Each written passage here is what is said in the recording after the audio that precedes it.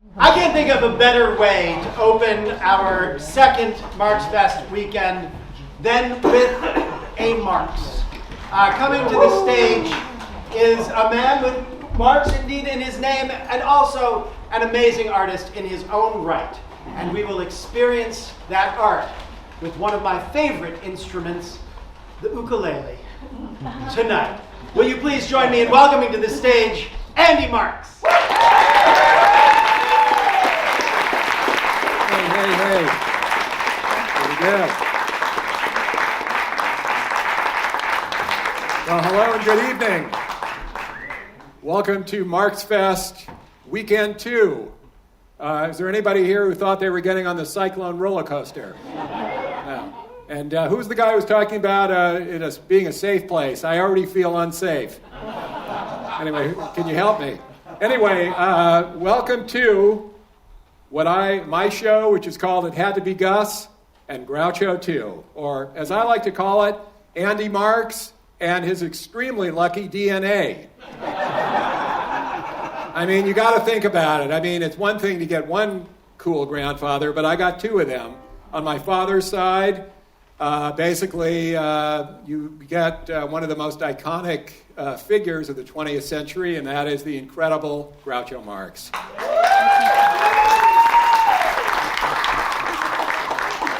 But that was not enough for me. I had to have another one. And that's on my mother's side, and he is just as iconic as Grandpa Groucho, and literally one of the greatest songwriters who ever lived, and his name is Gus Kahn. Thank you. And though the show is quite a bit about Grandpa Gus, I've got to give a shout out to Grandpa Groucho, because he was the one who gave me my very first ukulele. And I was 11 years old. I don't know, I think they have a picture of me. So there I am. Isn't he adorable? That's actually not me. I got another kid, but I kind of look like that. But anyway, Grandpa Groucho, 1961, Hanukkah. We used to go over to his house every year for other times, but we always celebrated Hanukkah with Grandpa Groucho. And he gave it to me and he said, Andy, I'm just going to give you one piece of advice. And I go, what is that, Grandpa Groucho? And he took a long puff of his cigar and he said, Andy, do you know what the definition of a gentleman is? And I said, no, Grandpa Groucho, what is it? He took another long puff and he said, it's someone who plays the ukulele but has the good sense not to. I did not listen to his advice. I kept playing it. Some of my family is here. They might say I'm a gentleman, I hope. And I kept playing it, and I actually got pretty good at it. And my older brother Steve and I, we started a folk singing act. We had the striped shirts and the whole thing, early 60s. Came up with the greatest name ever for a folk singing duo, the Marx Brothers. But then it turned out some upstarts had already taken the name. I mean, can you imagine? So we changed it to the Brothers Marx. And then we got good. My brother, so I played the ukulele, my brother played the banjo. Picture that for a moment. The ukulele and the banjo, the two instruments guaranteed to never get you laid. Anyway, so Grandpa Groucho, he actually took us on the Steve Allen show. I keep looking back. Oh, here we are. Now look at this. So up there, Harry Ruby, who wrote Duck Soup. Grandpa Groucho and his trademark beret. Yeah. There's me, my brother, and big Steve Allen. We love Steve Allen. So anyway, let's get back to Grandpa Gus. You may not know the name Gus Kahn, but I guarantee you know the songs. How about It Had to Be You? How about Making Whoopee? I've always said if you just wrote It Had to Be You and Making Whoopee and retired, you'd still go down in history as one of the great songwriters of all time. But I'm going to play one now, which was written in 1931, also still a big hit. Almost 100 years later, it's as big now, probably bigger than it was then. Originally sung by Ozzie Nelson, who had a band. You remember him? He played the creepy dad on Ozzie and Harriet. And so the song was recorded in 31, had recordings and everything. And then, and here is Gus Kahn right there. How do you like that? There he is. You see where I get my good looks from. And so anyway, the group that is about to appear here in 1968 recorded the song, and I'm going to play it for you right now. Can we get the picture of them? Is it there? I don't know. Who knows? Anyway, this is one of the great songs that Gus Kahn ever wrote.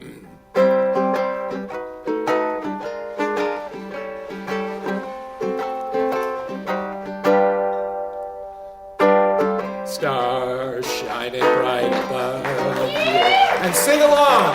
Night breezes seem to whisper, I love you. Birds singing in the sycamore tree. Dream a little dream of me. Sing it out. Say nighty-night and kiss me. Just hold me tight and tell me you'll miss me while I'm away and blue as can be. Dream a little dream of me.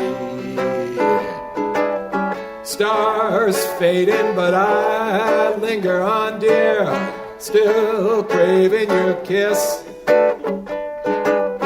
I'm longing to linger till dawn, dear, still saying this. Sweet dreams till sunbeams find you. Sweet dreams to take your worries behind you. And in your dreams, whatever they be, dream a little dream of me. And in your dreams, whatever they be, dream a little dream of, dream a little dream of, dream a little dream of me.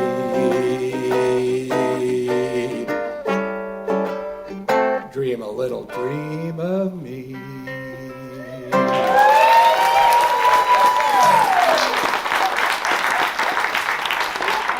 So I'll tell you a funny story about that song. When I was a teenager, in the 60s, my mother and I, we only argued about one thing. We didn't argue about who I was dating. We didn't argue about my grades. We didn't argue about what drugs I was taking. Only one thing. Who wrote better songs? The Tin Pan Alley guys, or guys like Lennon and McCartney and the Beach Boys and everybody? So that was our big fight, and we would go back and forth. I'd try to play her Beatles song, and she'd go, nah, it's not as good. And, the Tin Pan Alley guys are better. So one day after school, I came running in. I just heard the greatest record ever. And I said, Mom, if you don't believe that the new guys are as good as the old guys, you're crazy. I just heard the greatest song ever. She goes, oh, what's the name of it? I go, Dream a Little Dream of Me. Oh, and she stopped laughing about 10 minutes later. And she said, oh, okay, son, who do you think wrote it? And I said, well, it must be that genius John Phillips. He wrote California Dreamin'. He wrote Monday, Monday. He must have written this song. She goes, sorry to break it to you, but your grandpa Gus wrote it.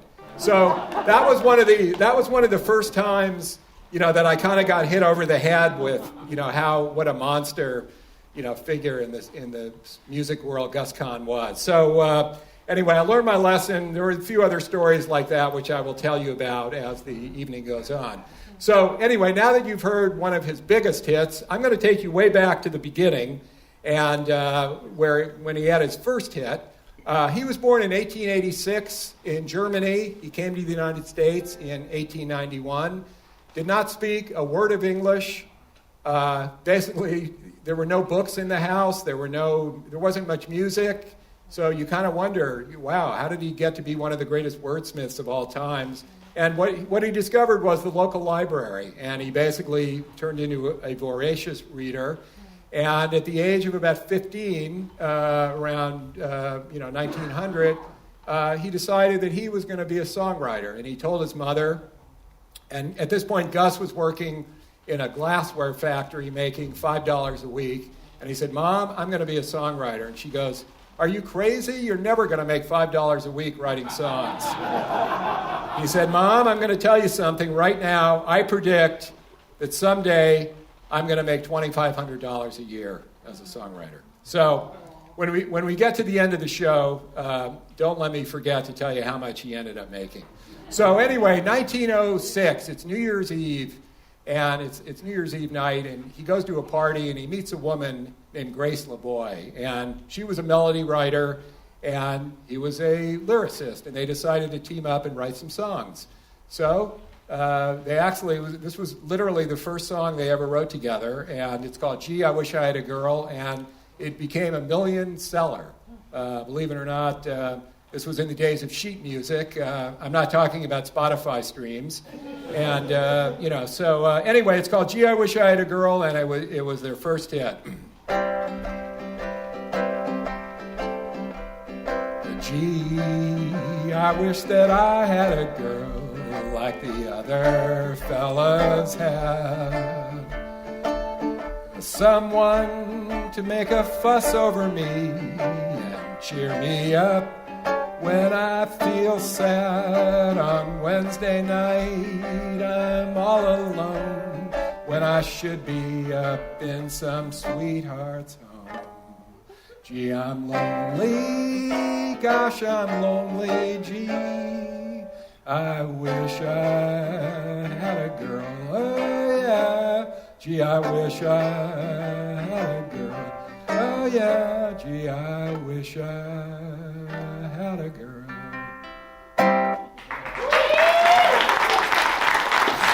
So, Gus Kahn,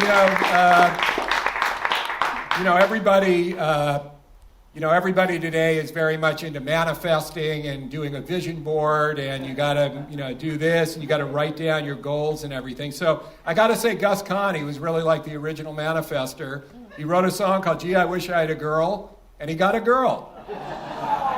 He got Grace LeBoy, who not only became his girlfriend, but also became his songwriting partner. So they continued writing for a while, and because they didn't believe, and they got married. They did not believe in long engagements, so 10 years later, they were married.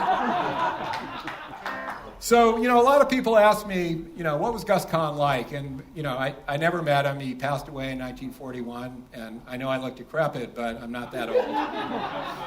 And, but they say, what was he like? So, I got to look, I feel that, people's art is kind of the window into their soul. And so, obviously, the man was a romantic. He wrote It Had to Be You, one of the great love songs ever. And then I also know that he must have had one of the most wicked senses of humor ever, because he wrote a song called Makin' Whoopee, which is probably the most cynical song ever written about marriage. Basically, it says, guys, if you want to get a woman into bed, you're going to have to marry her. And I'm not sure that's worth it. So, not me, I'm just saying. By the way, the word whoopee, which we all know what that means, the word whoopee was originally come up with by the great the columnist from the 1920s, Walter Winchell. He coined the phrase. Anyway, the song is written in 1928, and it was for the show called Whoopee, starred Eddie Cantor, and he wrote it with his very good friend, Walter Donaldson. Very good friend and very good collaborator. So anyway, this is Makin' Whoopee from 1928. And listen to the pithy lyrics, because they're very, very humorous. Oh, and one of the things, Whoopee was the hit of the show, when Makin' Whoopee was the hit of the show, Whoopee. And the next day, Gus said, I'm going to write more verses because this song is so cool. So Eddie Cantor summoned him to his hotel, and Gus went over there. He'd already written a bunch of extra verses, and Eddie said, Gus, I want you to write me more verses. And he said, I've already done it. So anyway, that's why you hear, other people. I'm going to sing a couple extra for you, and I'm also going to sing the intro, which a lot of people don't do. But it already says what you want to say about marriage. So here we go. Every time I hear the song from Lohengrin, seems I'm always on the outside looking in. That is why I always see the funny side. When I see a fallen brother take a bride,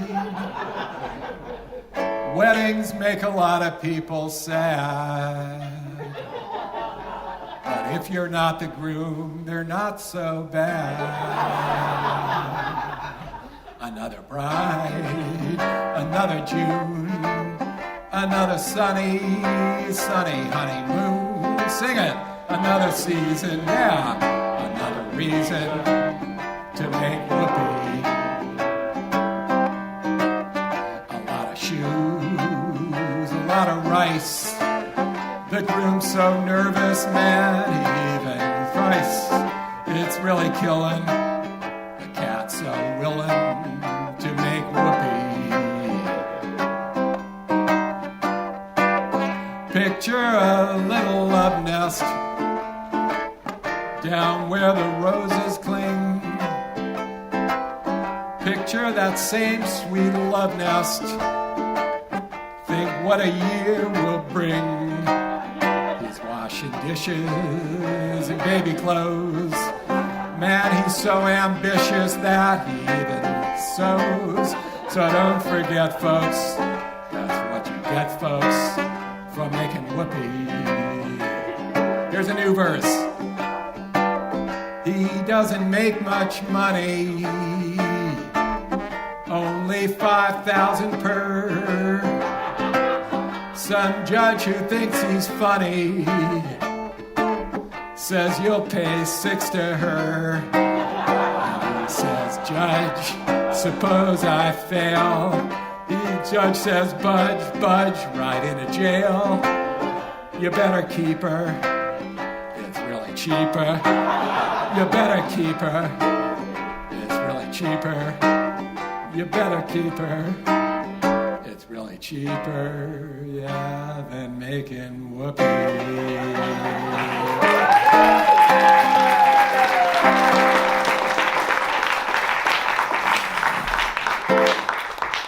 So, it's funny, I back in LA, there's a really cool place called the Motion Picture Home, and it's for all the old actors and everybody lived there, and it's just an absolutely great place. And, I would say the average age there is deceased.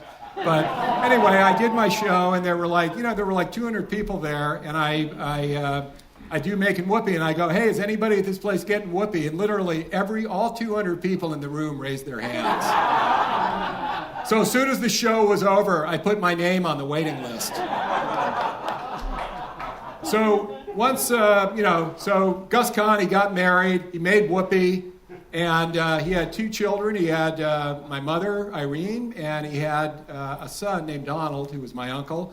And I thought, better than having Gus Kahn as a famous songwriter, I got an Uncle Donald, like Huey, Dewey, and Louie. I mean, how cool is that, right? So speaking of babies, it's my thrill. I'm now going to, 2 of my babies are here. My 2 daughters are here. This is going to be the debut of, you've heard of the Marx brothers, you've heard of the brothers Marx, but you have not heard of the Marx sisters. So I'm going to introduce them right now. I used to sing these songs to them, these babies. Anyway, first up is my oldest daughter, Haley Marx. She's absolutely fantastic, and she's got she's totally got the Groucho vibe. When she was about 5 years old, I took her to Century City to see Beauty and the Beast, and she was all dressed up in one of those outfits. And we were really excited. I'd shown her a night at the opera like 2 weeks before, and all of a sudden, I don't see her, and all of a sudden, I see her over there. She says to a guy, she walks up to a guy and says, hey, is it hard to sleep on your stomach with such big buttons?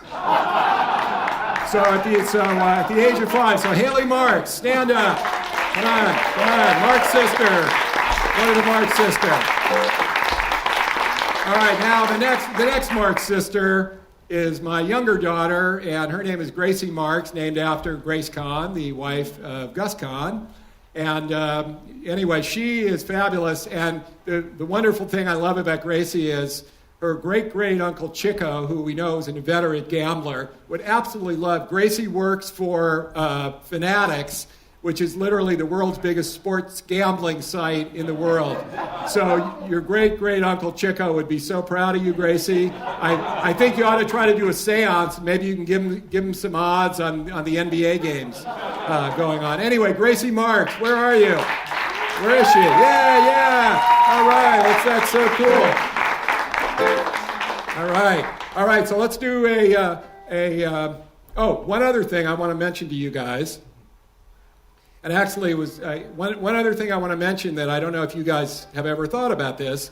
You 2 girls, your brother Ethan and your niece, your cousin Jessica, are the only 4 people on the face of the earth who ever existed that can say that both of their great-grandfathers were featured in Woody Allen's greatest movie, Annie Hall. So number one, you have Woody quoting Groucho about not wanting to join a club, and then you have Diane Keaton in the movie singing a Gus Kahn song, It Had to Be You. So you guys ought to, milk that as much as you can.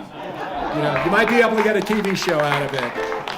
Anyway, yes, so I used to sing these baby songs to you, and I think it's when they first learned to say, shut up. But anyway, here we go. 3 baby songs written by Gus Kahn.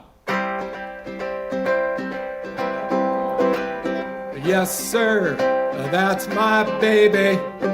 No, sir, I don't mean maybe. Yes, sir, sing it, that's my baby now. Yeah, you guys sound good. Yes, ma'am, we've decided. No, ma'am, we ain't gonna hide it.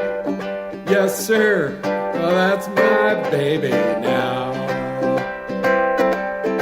By the way,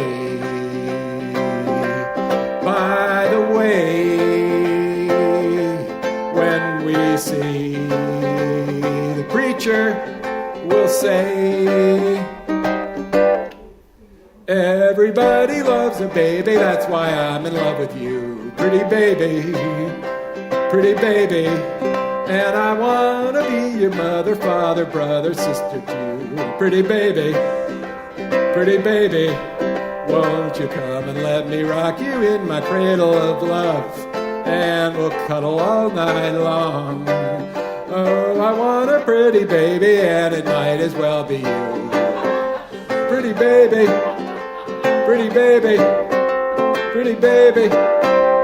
my baby don't care for clothes, my baby don't care for shows. My baby just cares for me.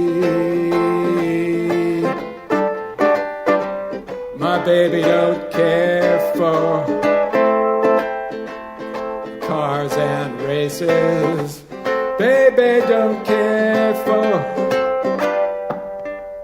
high-tone places. And even Frank Ferrante's smile. And even Matt Roper's style, something baby just can't see. I wonder what's wrong with baby. Yeah, my baby just cares for.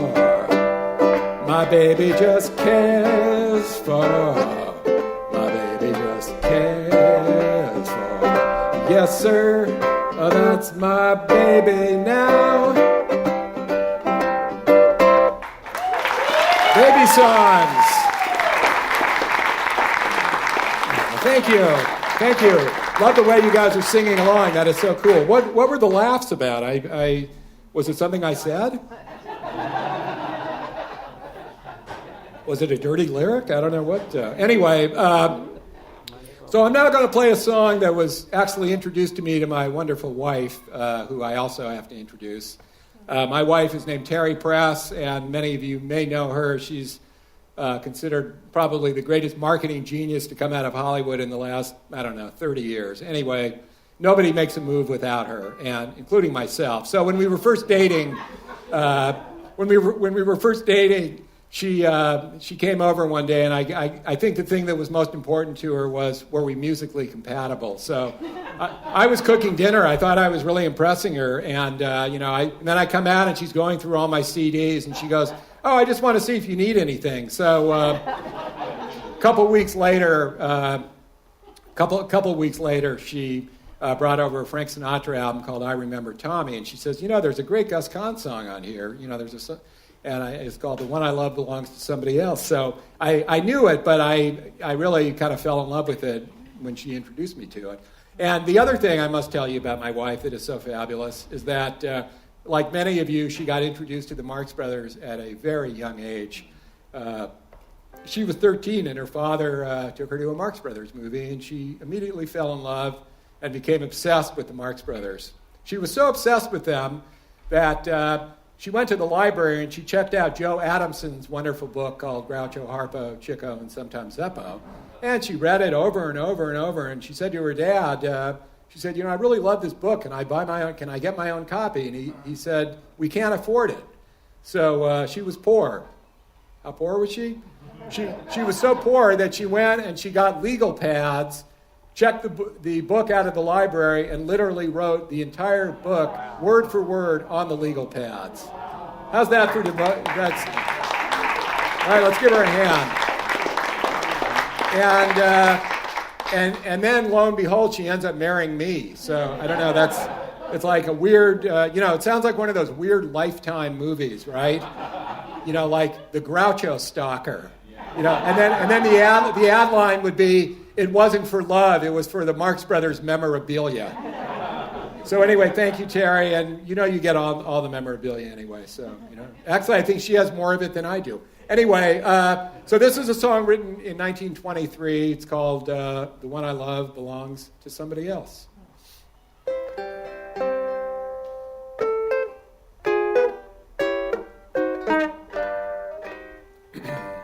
Oh, the one I love belongs to somebody else. She means her tender sighs for somebody else.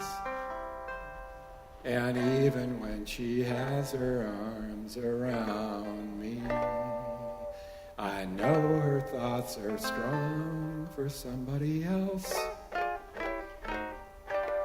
Oh, the hands I hold belong to somebody else. I bet they're not so cold to somebody else. Oh, it's tough to be alone on the shelf. Worse to be in love by yourself. Oh, when the one you love belongs to somebody else. Oh, when the one you love belongs to somebody else.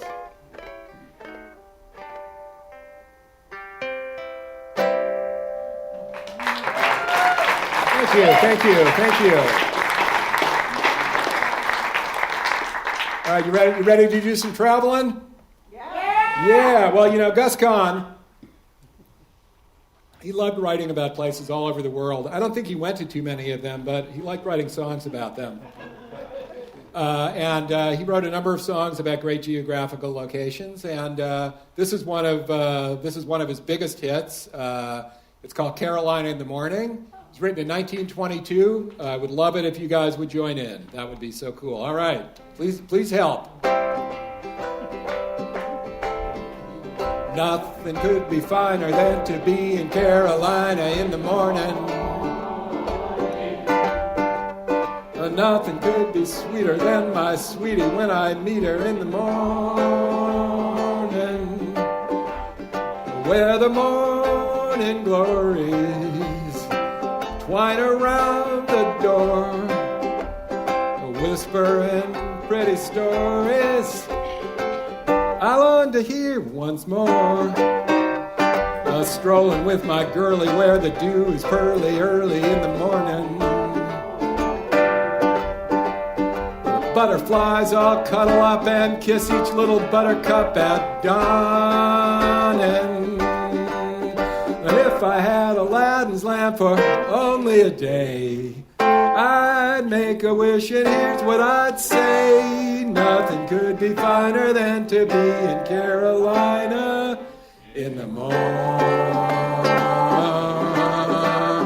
Carolina in the AM. Yeah. Thank you. Love those songs.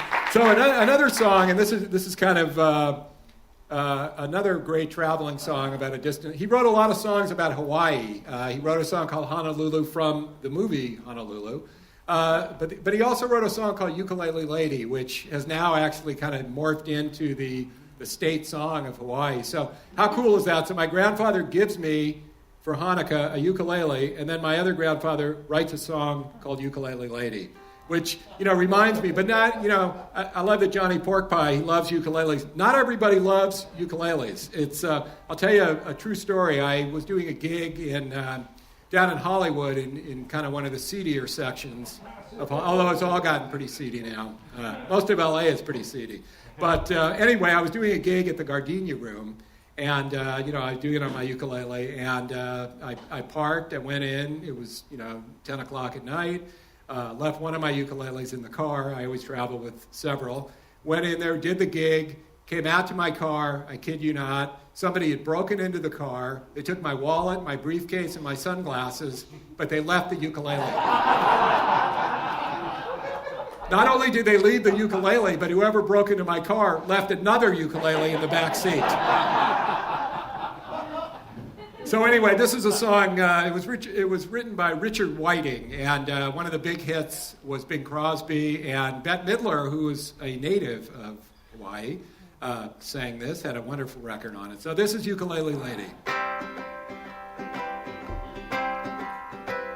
I saw the splendor of the moonlight on Honolulu Bay. Join in if you know it. I saw the tender in the moonlight on Honolulu Bay. And all the beaches are filled with peaches. They bring their ukes along. And in the glimmer of the moonlight, they love to sing this song. Oh, if you like a ukulele lady like a you. If you like to linger where it's shady, ukulele lady like you. If you kiss a ukulele lady and you promise ever to be true, and she sees another ukulele fool around with you, maybe she'll sigh, maybe she'll cry,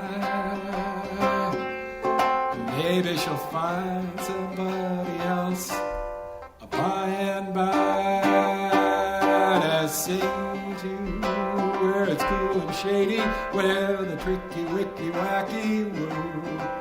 If you like a ukulele lady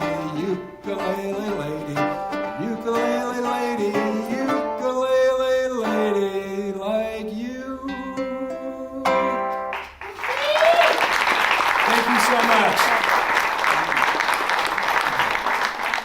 So, we've been focusing on my grandpa Gus and what a genius songwriter he is, but I bet a lot of you did not know that my other grandfather, Groucho, also wrote a couple of songs, some very funny songs. He wrote them with a guy who was probably his best friend through most of his life. His name was Harry Ruby, who I'm sure most of you people know. Harry Ruby is one of the great songwriters of all time, wrote Three Little Words, Who's Sorry Now, had a biopic made about him, about his life. How about he also wrote Hooray for Captain Spaulding? That's not bad. And he had a side hustle. When he wasn't writing songs, he wrote screenplays. So in his spare time, he wrote the screenplay for Duck Soup. So that's kind of appropriate. So I'm going to sing a song that Groucho and Harry Ruby sang, but you're in for a special treat because I'm going to be joined by somebody right now, a guy that I met at least 40 years ago. Seriously, mid-'80s. And my father called me and he goes, son, can you go down to SC? There's a guy down there doing a Groucho show, and I think he's pretty good. I may want to use him. Would you go down there and tell me what you think of him? So I went. I was totally blown away, and he was doing an evening with Groucho, and I was completely blown away. I had seen a few Groucho, guys doing Groucho, but they were nothing compared to this man. I'm not sure, and I mean, he's just incredible, and I'm not sure if the soul of Groucho inhabits him or if he inhabits the soul of Groucho. I don't know, but he is so terrific. I always say he is to Groucho what Hal Holbrook was to Mark Twain. So let's have a Marxfest welcome for the legendary Frank Ferrante. Yay! How you doing, sir? Oh, shit. Oh, my God. right. It was almost worth the bit. It really was. You come up here and you cause trouble. My God. Andy Marx, ladies and gentlemen. Andy Marx. Rick Fernan. Thank you for that, Andy. Is that working? Yes, it is. Perfection. You know what? The intro? It was great. Well, The whole no, show was you, great. You wrote it out for me. That's What do you true. want me to do? Now, Yes. Well, you know, I loved you. We're all here because we love the Marx Brothers, right? yes, we do, sir. I loved your grandfather, my hero. I loved your father, who was my collaborator and friend, and I Yes. love you as a brother. And I love you as a brother. Okay. Yeah, don't tell my brother. All right. Don't tell my brothers. I mean, it's, yeah, so I think it's about time. Have you thought about doing a one-man show about your own grandfather? Well, it's funny I have. I'm thinking of doing Grandpa Tony, Yeah, a perfect. life in review. I It's love it. about a butcher from downtown LA. And I'm going to get... There he is. I think he's here. No, actually, I've got the great Hal Holbrook to play him. Please stand, sir. Now take, Oh, yeah, there he take a is. bow. Thank you. He's here tonight. Thank you. See you in Poughkeepsie. Love this man. Right? It's mutual. How are we doing on time? We got to move along, I think. Are we doing time? Oh, we're doing So good. it's- All we're right, doing let's go. fine. All right, so we're going to do the song. It's called Omaha, Nebraska, written in the early 50s, and right? Yeah. Okay, let's go. Around 51 or so. All right, yeah. A man sat by the fireplace. The fire, it was out. It was out because the logs were soaking wet. Were soaking wet. Can you do that again? Were soaking wet. I think everyone should do it at this point. Yeah. For hell with them. We don't have time. He thought of days when he sat on his mother's knee, which, by the way, was also soaking wet.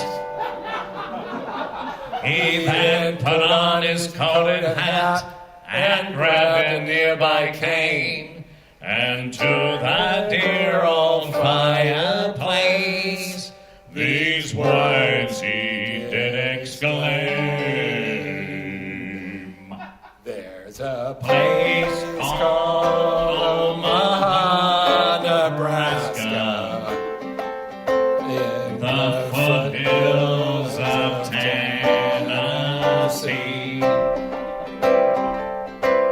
My sweetie told me that someday she'd meet me at the corner of Delancey Street and Avenue B. From the shores of California to the rock-bound coast of Maine, we'll settle down in Washington, D.C. In the heart of Omaha, Nebraska, where the best things in life are free. In the foothills of Tennessee.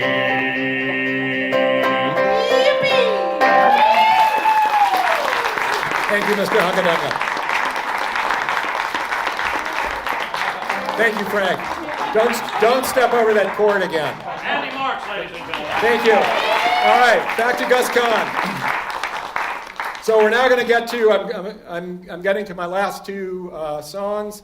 These to me are the greatest two songs ever written by Gus Kahn. The first one is called I'll See You in My Dreams. Not only is it an incredible song, but it's the biopic about Gus Kahn that starred Danny Thomas and Doris Day. And when I was in London in the 60s, remember I told you the Mamas and the Papas story where I got hit over the head with how great Gus Kahn was. I was in London with my grandmother, mid-60s. We're at a reception, some kind of music thing, and a guy walks over to us. I immediately notice who it is. He stops in front of us, sticks out his hand to my grandmother, Grace, and she goes, are you Mrs. Gus Kahn? And she goes, yes. He says, well, my name is George Harrison. I'm a Beatle. And she goes, yeah, I know who you are. She goes, and you guys write some absolutely great songs. He goes, well, I want to tell you that the song your husband wrote, I'll See You in My Dreams, is the greatest song ever written. He goes, I fell in love with it years ago. I play the ukulele. It's so great.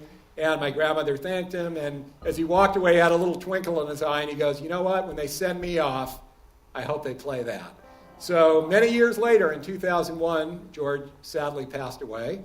And a year later, there was a concert for George, which had, Paul and Ringo and a lot of great musicians, Tom Petty, and they went through the whole catalog and they played everything. And I was actually there. I got a ticket. It was at Royal Albert Hall, and I said, I wonder if they'll play "I'll See You in My Dreams." So the show basically seemed like it was winding up, and then all of a sudden, a guy named Joe Brown comes out, who's considered one of the great guitar players in British music history, comes out carrying a ukulele, and he goes, no, seriously, he's a fantastic. He and George used to play the ukulele together. They loved them so much. Remember, George Harrison once said, you can only be happy if you're playing a ukulele. So anyway, so he comes out and he goes, we're going to close the show with George Harrison's favorite song, "I'll See You in My Dreams." So I'm going to dedicate this to George.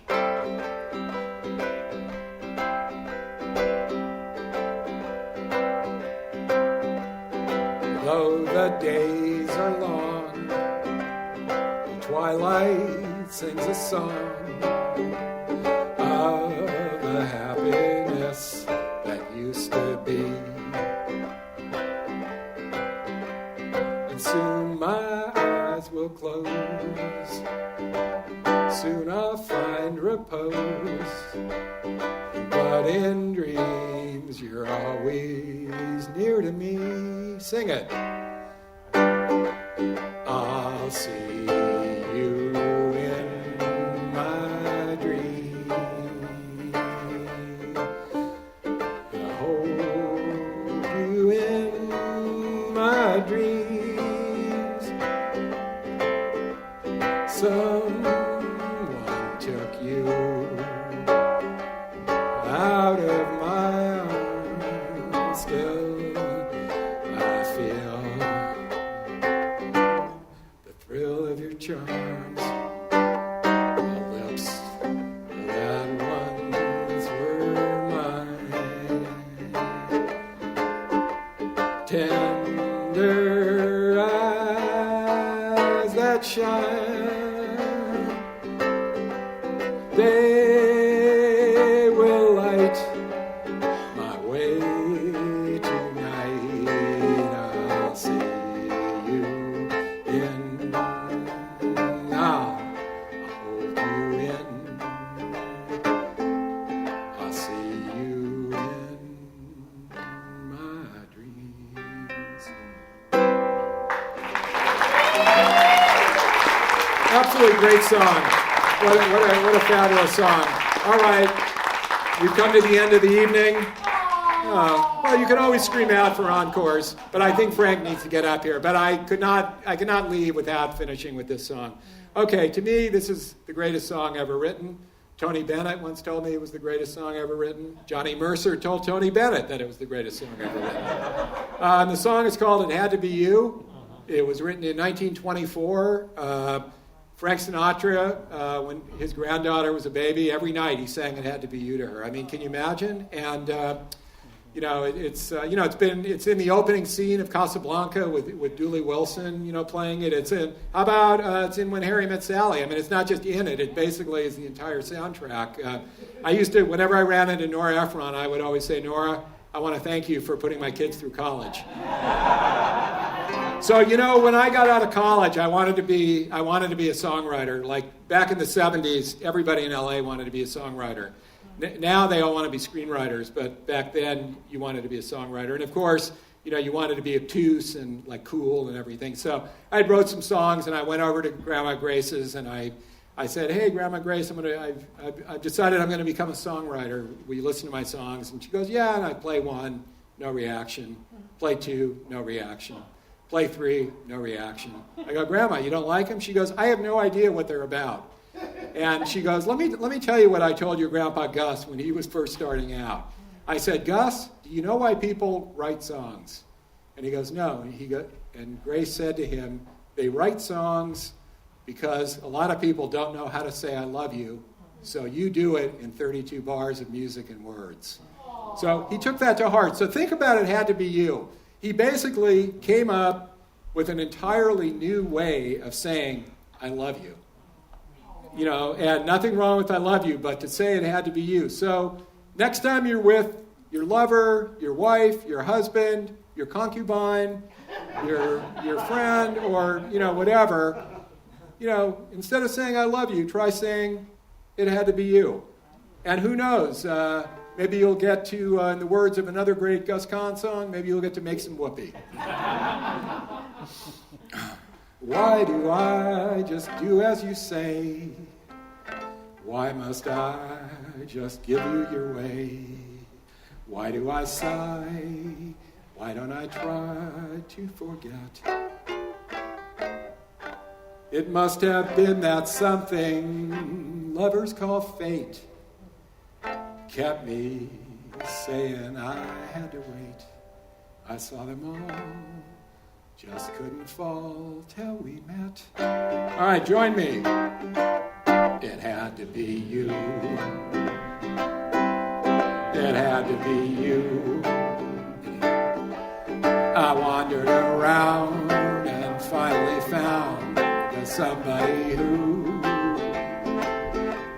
could make me be true, could make me be blue, and even be glad just to be sad thinking of you. Some others I've seen might never be me, or try to be boss or ever be cross, but they wouldn't do. For nobody else gave me a thrill. With all your faults, I love you still. It had to be you, a wonderful you. It had to be you.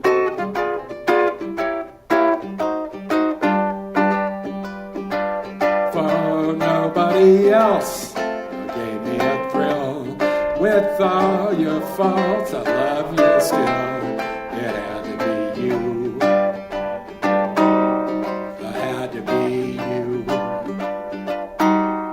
It had to be you. It had to be you. Thank you so much for singing along.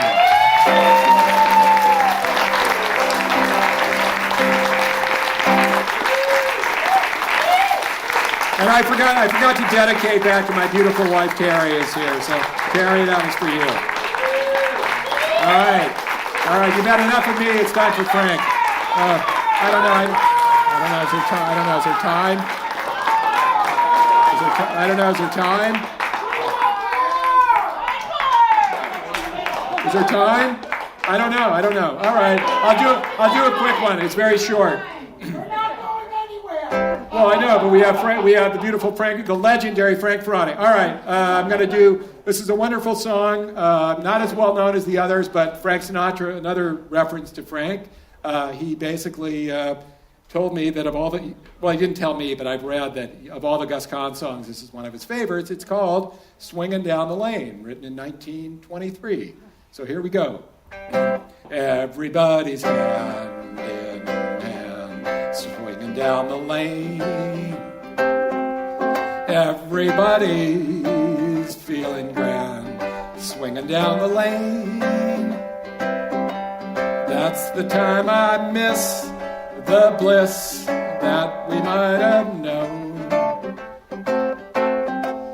Nights like this when I'm all alone, and when the moon is on the rise, baby, I'm so blue, watching lovers making eyes like we used to do. And when the moon is on the wane, I'll be waiting all in vain. Should be swinging down the lane. Should be swinging down the lane. Should be swinging down the lane.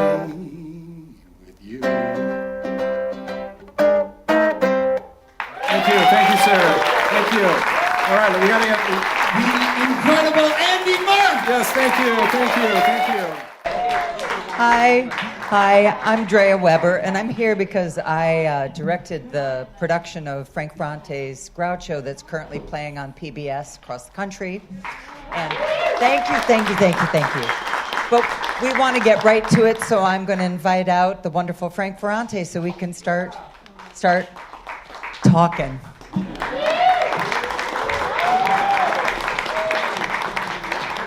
Welcome, everybody. Thank you all for coming, and we are united in our love for Marx Brothers.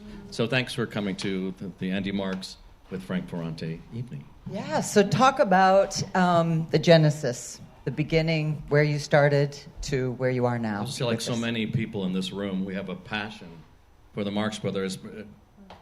Mine started when I saw A Day at the Races when I was 9 years old, and that was it. I went to bed that night and reenacted all the routines with my brother Tony, my poor brother Tony, who has nothing to do with show business as a result, and that was such a joy. And we were doing the Tootsie Fruitsy ice cream scene, and I couldn't believe, when you're 9, 10 years old, you think it's real, what's happening on the little screen. To me, they were actually in that box, and I didn't get all the lines, but I realized something very subversive and wrong and naughty was happening, and I wanted to be like those guys, and I think almost everyone could probably agree we all want to be like those guys. So I became obsessed, like the entire crowd here, basically, and I started watching the movies and reading about them, and I remember my book report in third grade was Son of Groucho by Arthur Marx. It tells you how crazy I was. But so that's where it started, and then it really introduced me to theater, and I wanted to be a performer. So I went to my local library. I was born in downtown LA and grew up in a suburb of Sierra Madre near Pasadena. And you should do the Mark Twain show, by the way. You know that we could tour together, but. And so that's what it was, and I just studied, reading about New York through Harpo Speaks, I wanted to be in New York. So to come from a small town in California and to work in New York on stage when I was 23 was a breathtaking experience. So I love the Marx Brothers. I studied theater. I did plays in grammar school. The first laugh I ever got was hosting a variety show in 8th grade as Groucho. And I used my mom's mascara. God knows what my parents were thinking of me then. What was the joke? Do you remember what the joke was? Oh, something at the very end. I said, and it was awful. All these acts were terrible, of course. First graders, second. People were doing the hustle back then. That tells you what era we're in. Nothing like 6 Catholic girls, doing. Actually, there isn't anything quite like that. But HR, and then. And so at the very end, I said something like, and the winner turns out everyone was lousy, so nobody wins. And I got this huge laugh, and it was like lightning, and those who perform know what this is like. To get that first laugh, I thought, I'm going to chase that for the rest of my life, and I have. So I did plays in high school, and at USC, I had a mentor there, and I was I was at the drama department. He said, what do you want to do? I want to do comedy. I want to do shows. I want to do plays and musicals. Well, I said, I saw a show not too long ago. I think I could do that kind of show. And so he gave me 8 units to perform what became An Evening with Groucho, the show that I still tour with. So that script, thanks to Paul Wesolowski, I received from Elaine Stritch. Elaine Stritch, the great Broadway star. Her husband, John Bay, had done the first version of it. It's been completely rewritten since, and we'll talk about that. And so I put that on first in the church hall. So the show goes from being in a church hall.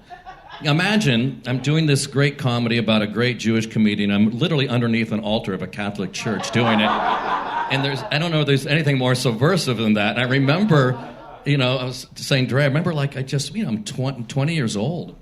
And I'm playing, probably a reel-to-reel tape of Groucho's voice and practicing the voice over and over and over. 2 o'clock, 3 o'clock in the morning. It took that kind of madness, but obsessed with how he made me feel, which was exhilarated. And it gave me a direction in life. And so, church hall, I do the show at USC, and I invite,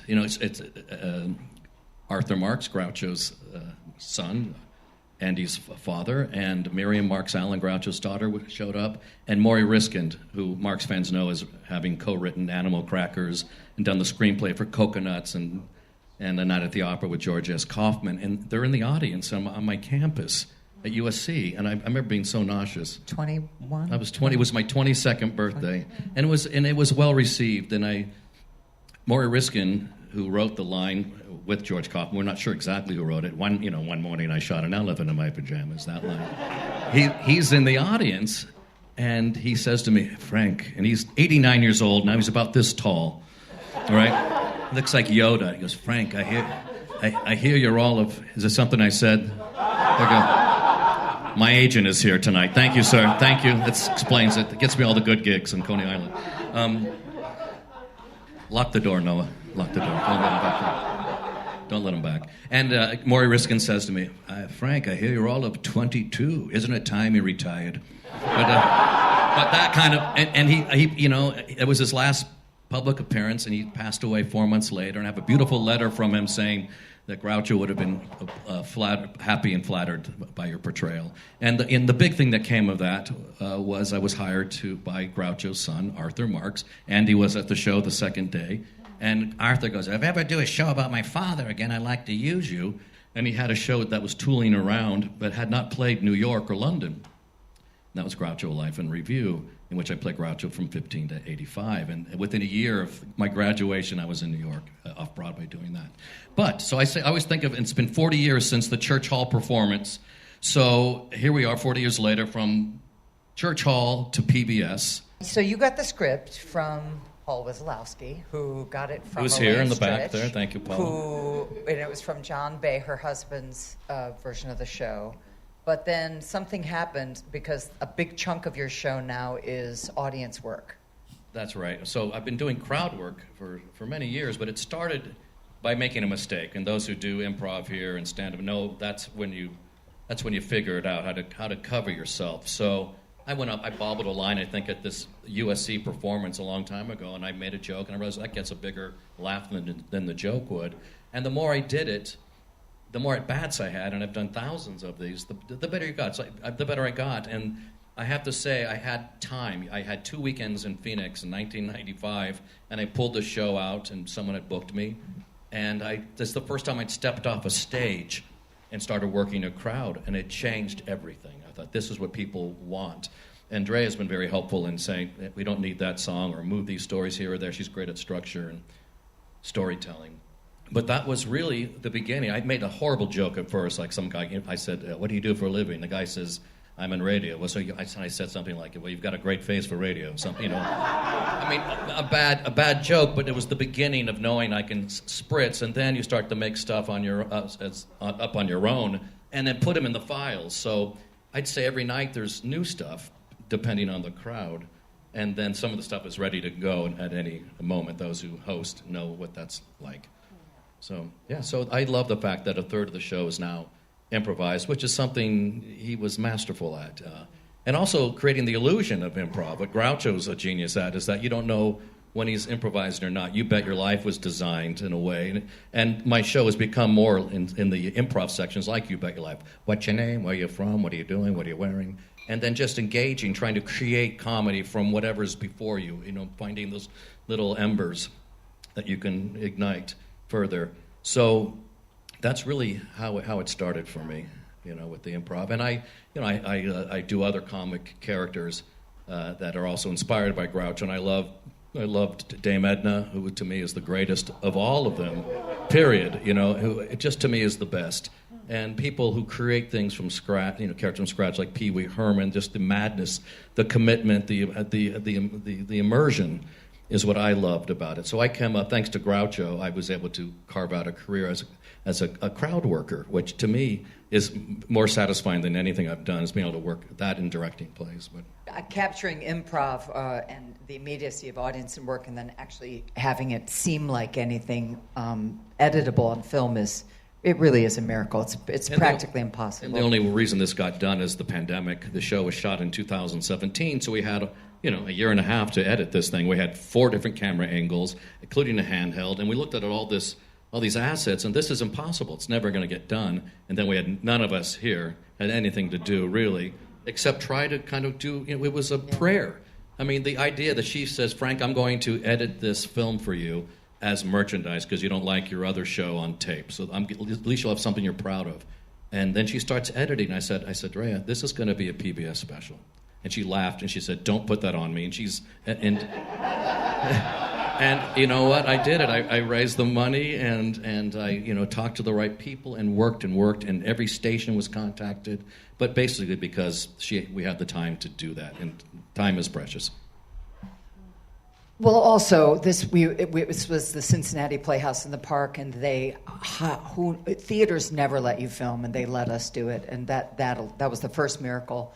But it was several shows that were filmed, so making it appear like a single performance was very challenging, and we didn't really have money or a professional crew. So, for example, there was one fellow running a master shot who really enjoyed the show so much that he only recorded 2 minutes of Act 2.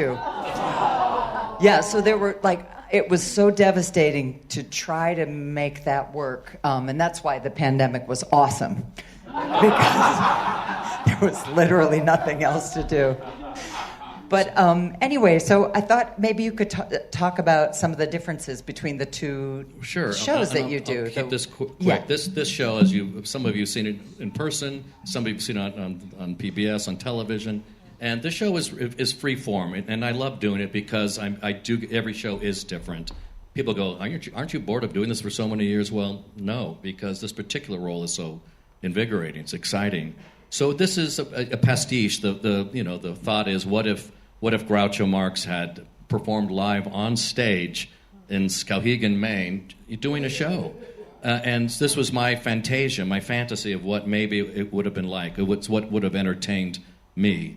Wrapped, and the fact that, and Dreya said, you can't just be some guy that comes out there. You've got to frame it as a fan, as someone who loves this person and was impacted by this great man.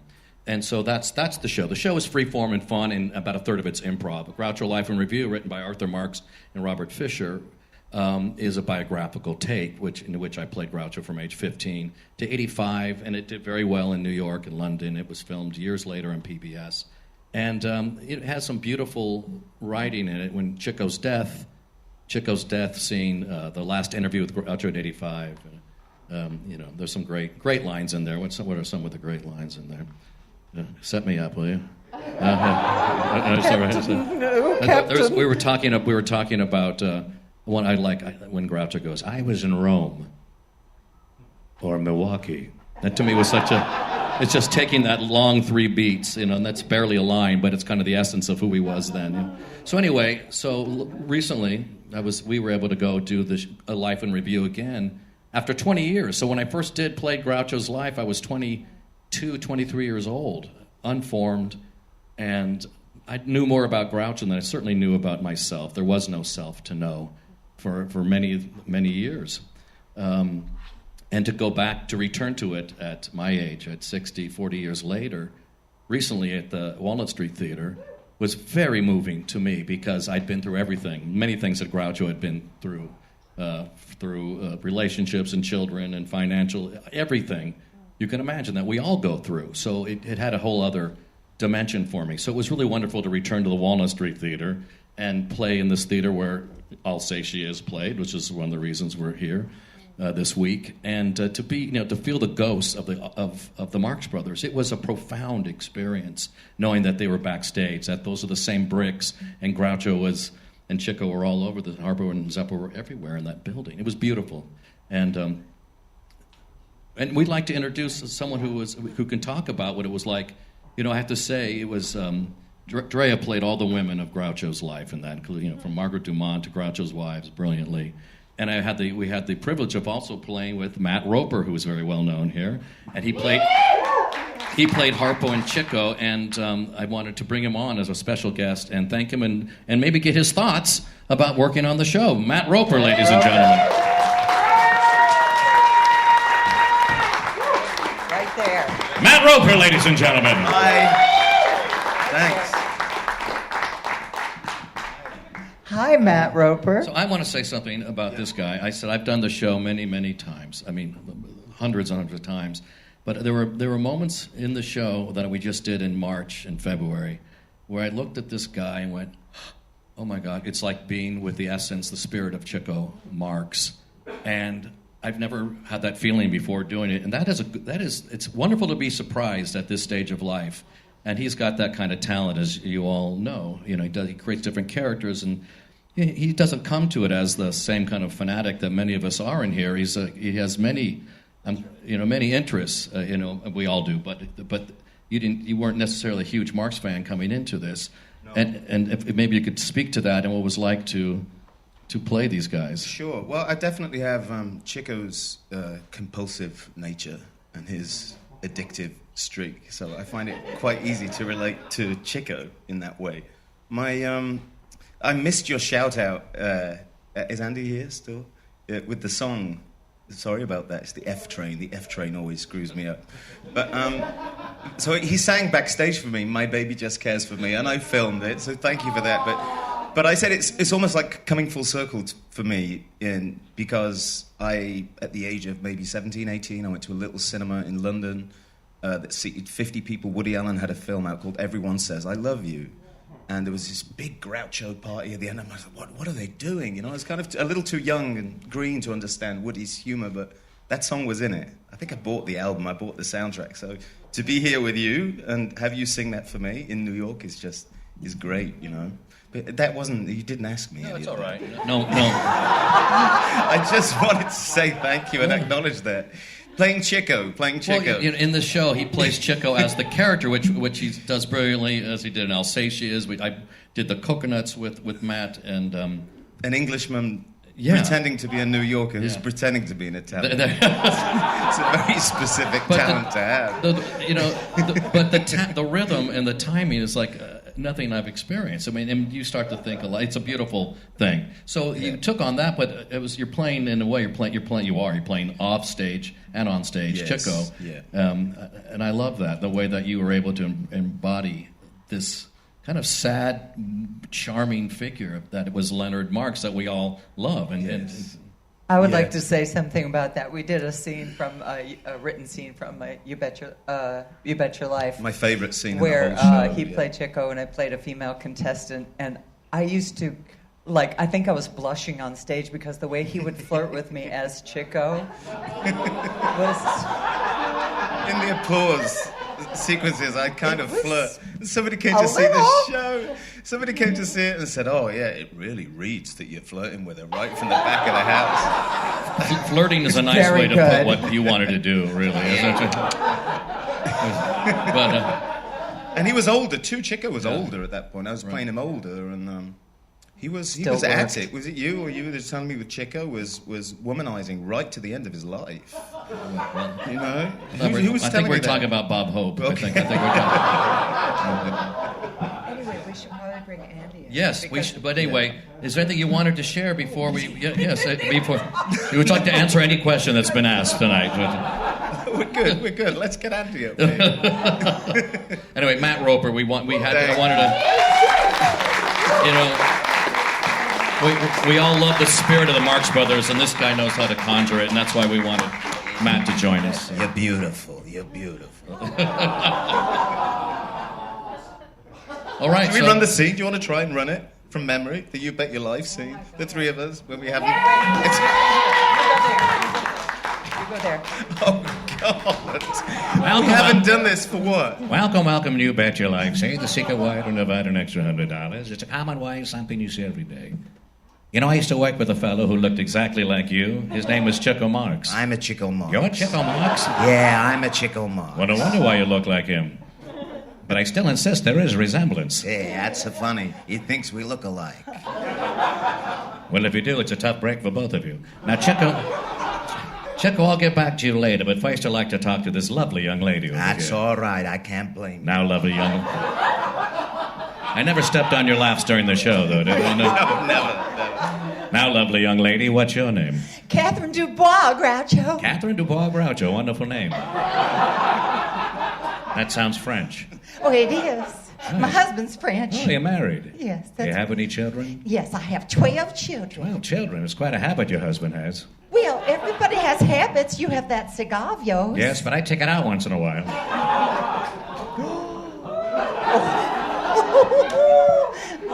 Groucho. Oh, Groucho! With that accent, you sound like you're from Alabama or Texas. No, I'm from Detroit. Well, what'd you do just wake up one morning talking like that, asking for grits and cornbread? Well,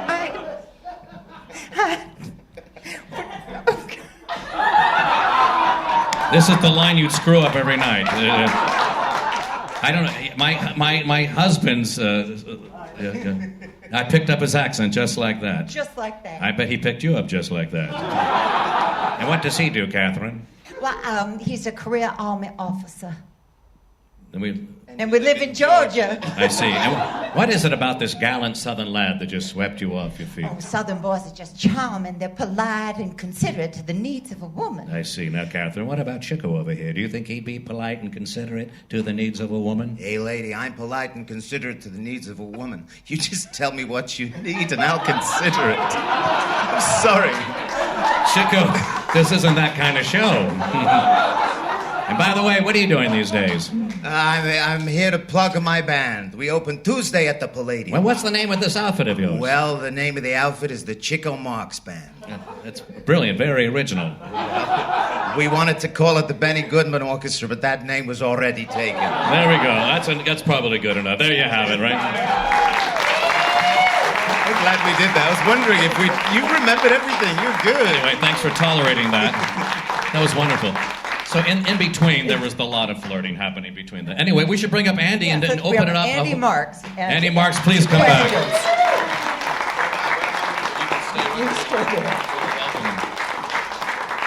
Andy Marx, one more round of applause for Andy Marx.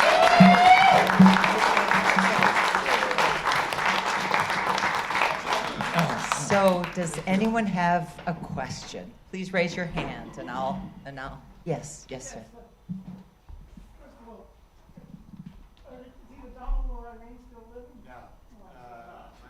My mom actually died. She was very young. Died in 1983, I believe. Very young, like 62. And then Donald almost made it to 90. So he and my dad Arthur. I mean, they weren't related, but they were. I think they were the exact same age. Both of them made it to 89. You know. Oh, by the way, may I say one thing? Because I forgot to say it while I was doing my show, in case anybody was wondering. I told you at the beginning of my show that when Gus Kahn decided he wanted to be a songwriter, his big goal in life was to make $2,500 a year. So I once did some calculation, and remember he died in 1941. In the 90s, it had been 50 years since he had written a song, and his songs were generating about $4 million a year in royalties. You know, and his share was $1 million, but I mean that's still, you know, unbelievable. So anyway. Thanks again for lunch today. Hey, you're so welcome. and you bought that album again. Thank you for helping to put my kids through college. Anyway, let's get back to you, sir. May I say something about Frank? By the way, he talks about that crowd work thing that he does. Okay, he's really being modest. My daughter Haley. There's Haley again, one of the Marx sisters. She and I went to see him doing it in like Rancho Mirage or down in the desert. Funny, without a doubt, probably some of the best crowd work I have ever seen in my life. And I've seen a ton of comedians. I was on the floor. And you Thank you, Andy. You came out and picked me up. That means a lot from you. That crowd work, I didn't realize that it had become a thing, but I mean, it was phenomenal. Well, it was an honor to have you there 40 years later. It was an honor to be there. Well, we're both honored. We're both honored. Just don't tell my brother. That's right. So, any other questions? Getting good gags. Yes, please. For all the thousands of performances, like all of you have done, and had to stay in character, was there ever a night where you totally lost it and it took you a while to get back into character? Not for me, because that's all I've got is the anchor with him. You know what I mean? You have to be him. And once you're gone, and particularly if it's a one-man show, you lose credibility. And there's times where laughed at that. That was a genuine response, and I would like to think Groucho would have had the same response as he did on You Bet Your Life. So I try to come from an honest place and stay within the character. Mr. Roper, we've had a couple of moments during the contract scene where there was some giggling. Yeah, there's a lot of giggling. We don't... We got more comfortable with it when I was getting my lines right. Yeah, you were great. Any thoughts on his question? No, I wanted to add. What I wanted to say about you, and having watched you perform that show many times, independently of us working together. You're really great with the little ones when the kids show up, because of course all the Marx Brothers are completely family friendly. Right, yeah. Sometimes we have the one little one I came to see you in New Jersey, just across the river. There's a guy in there, he's 8 years old. You got him up. Put a grease paint mustache on him, gave him a cigar. You know, I never thought about it. I do crowd work, and it evolved at a time I bring a child on stage, and I make them up. I realize I'm kind of reenacting what happened to me. It's like, in a way, it's like I want to pass it along. And it wasn't even a conscious thing that I bring a kid up, I put a mustache on, eyebrows, cigar, and we do the walk together. So nice. And I still get notes and letters from parents and kids 30 years later. I remember, like, there was a kid that came out to me in Kansas City, and he was about 30 years old and had a full beard. And he goes, I don't know if you remember me, but you pulled me on stage when I was 7 years old. But I hear from a lot of people like that, and that to me it makes me feel great. Thanks for saying that. The kid would be flying for a month. Oh, I know. And people say I wanted to go into comedy or clowning, but I'm a dad, so I don't know. I have a soft spot for the young ones. And I want to add because I was at the Philadelphia show. A Life in Review a few months ago, and I want to say that Matt and Dreya are without a doubt the two best people I've ever seen in those roles. Unbelievable. Thank you. Yeah, you got both of you guys. It's amazing that you have such a cool supporting group. Helping you. Thank you, Andy. You're welcome. I ran into Andy, may I say, at Russ and Daughters. I came back from Philly. He said, I'm staying with my daughter in the East Village. So I said, well, you've got to try the bagels at Russ and Daughters. Because the salmon's ruined me. I can't eat salmon from anywhere else. I'll be really quick. And you'd just seen the show. We met for the first time in Philly. I came back to New York on the Monday to water the plant. I tell everybody that story. I was sitting there with... were we there with Gracie? I think. Gracie were you there, Gracie? No, it was just me and Terry, and you walked by. It was like so weird. Well, it's a small world. Like Dreya said, she just ran into Seth. I mean, what are the odds of just the one moment with Seth Sheldon, of course, the great Harpo and a great person, and suffering from indigestion as well. So. Anyhow, 2 duck eggs. Are there any other questions that come to mind? Yes, sure. Comment on being Groucho conservative at the end, what you went through with that and being with him. It wasn't. I don't know if many of you know the story, but Groucho was getting a little too old to take care of himself, and there was sort of a battle that went on. First, who was it? It wasn't Maury Riskin. It was Nat Perrin. It was Nat Perrin. And then there was the thing with Aaron Fleming and my dad, and so they got Nat Perrin to be the conservator, and then he didn't want to do it anymore because he was probably getting bugged by Arthur, my dad, and Aaron, because they both wanted different things. And then so they decided to get somebody neutral, who was me, and that was totally fine. I'd spent a number of those years working on the You Bet Your Life stuff, so I'd been up at the house. I kind of knew the lay of the land, and I wasn't like the financial concern. I was just taking care of his health. It wasn't very long, but it was I was happy to do it, and took care of him until he went, and that was nice. It might be nice to close on an upbeat note in regard to Groucho in those later years. And you told me a story that I had not heard before today about Groucho, his last Seder. Yes. He was 86 years old, in a wheelchair, correct? Yes, sir. And did you want to share that? Perhaps that'd be a good way to close. Yeah, since we just celebrated Passover not too long ago. Anyway, Groucho was always, I guess he was bar mitzvahed, right, as a kid. And obviously, as you get older, he didn't keep up the Judaism, and I guess they, like everybody in Hollywood, he celebrated Christmas. Although I did say we celebrated Hanukkah, But I think that was just for the presents. But anyway, so later on in his life, he got religious, and I don't know why, but he started going to like Shabbat, Friday night services, and I would go with him. And then he decided that he wanted to have a Seder, and this was like the spring of 1987, 77, and he hadn't had his birthday, so he was 86, I guess, right? He was 86, and so he said, I want to have a Seder. So, and at that point, there was a lot of sort of celebrity types hanging around the house. So we put on a Seder, and they got a rabbi, and Groucho had a very long dining room that had this very long table, but I guess they invited so many extra people that they put the leaves in of the table, and it was kind of coming out of the room. So there was this, there were probably like 40 people at this table, and the two people that I totally remember being there was a good friend of Groucho's, a guy by the name of Ahmet Ertegun, who started Atlantic Records. We all know him. And he brought with him Ron Wood from the Rolling Stones.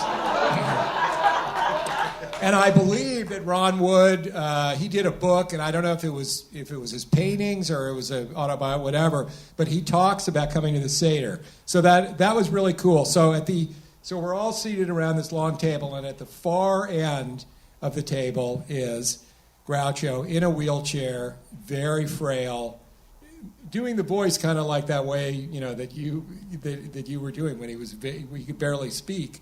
And I don't know if you've ever been to a Seder, but you sit there for hours, while they do the thing, and you're eating the piece of parsley, and you're all starving and everything, and the little piece of egg.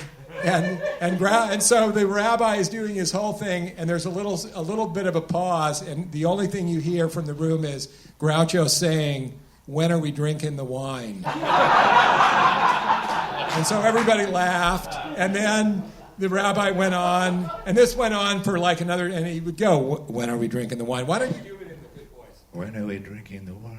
So this went on, and it was like the greatest, funniest Seder ever. It was Thank you so much. Thank you all. For being here. And there's 2 more days of Marxfest. Thank you, Dreya Weber. Thank you, Matt Roper. Thank you. Thank you. Thank you, Andy Show Marx. tonight. Thank you all. Marxfest.